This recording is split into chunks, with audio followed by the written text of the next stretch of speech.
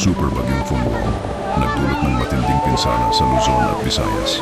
Tumama sa bansa ang Super Bagyong Funguang, ang ika-4 na super typhoon ngayong taon, na nagdulot ng malawakang pinsala sa malaking bahagi ng Luzon at Visayas. Sa lakas ng hangin na umabot sa 265 km kada oras, tila pinasak ng bagyo ang mga kabahayan, infrastruktura at kabuhayan ng libo-libong Pilipino.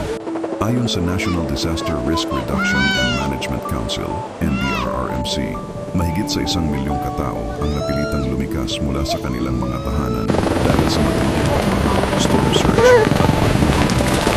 Sa Region RVA at Bicol Region, maraming bayan ang lubog pa rin sa baha kahit humupa na ang ulan. Maraming residente ang umaasang makakabalik na sa kanilang mga tahanan, ngunit marami sa kanila ang wala nang babalikan. Wala na po kaming bahay, tinangay na ng baha, ayon sa isang mula sa Camarines Sur, na halos maiyak habang ikinukwento ang kanilang pinagdaanan. Sa Quezon Province, halos putol ang lahat ng pangunahing kalsada dahil sa mga nagbagsakang puno at poste ng kuryente. Aabot sa 70% ng Luzon ang nawalan ng kuryente sa kasagsagan ng bagyo at pinatayang aabutin ng ilang linggo bago tuluyang maibalik ang supply sa mga probinsya. Sa Visayas, partikular sa Samar at Leyte, muling bumalik ang bangungot ng mga residente na nakaranas din ng bagyong Yolanda noong 2013. Marami ang nagsabing halos pareho ang tindi ng hampas ng hangin at pagtaas ng tubig dagat. Sa ilang lugar, umabot sa bubong ang tubig at napilitang sumampa ang mga tao sa matataas na bahagi ng mga gusali para makaligtas. Samantala, umabot na sa daan-daang katao ang napaulat na nasawi o nawawala at patuloy pa ring pinaghahanap ng mga rescuers ang ilan sa mga biktima sa mga bayan ng Albay, Catanduanes at Eastern Samar.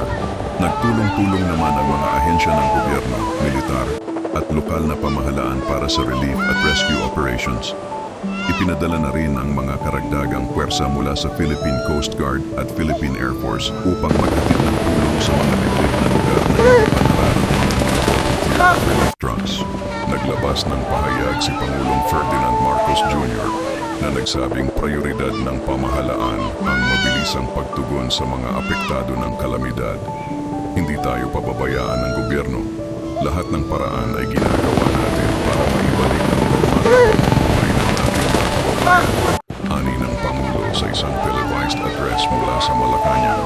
Nagpahayag din ng pakikiramay at tulong ang ilang bansa sa Asia at Europa. Nagpadala ng emergency funds, tents, at pagkain ng Japan at Australia bilang tugon sa panawagan ng international assistance. Sa ngayon, binibigyan ng Department of Health ang kahalagahan ng kalinisan sa mga evacuation centers upang maiwasan ang outbreak ng mga sakit gaya ng leptospirosis at cholera.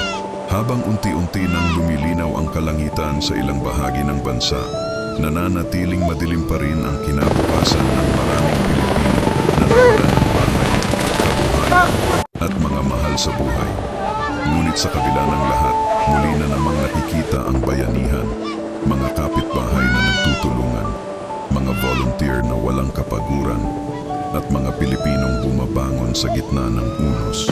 Isang matinding paalala ang iniwan ni Super Bagyong Funguang. Nasa panahon ng kalamidad, hindi lang lakas ng hangin o ulan ang susubok sa atin, kundi ang tatag ng ating pagkakaisa bilang isang bansa.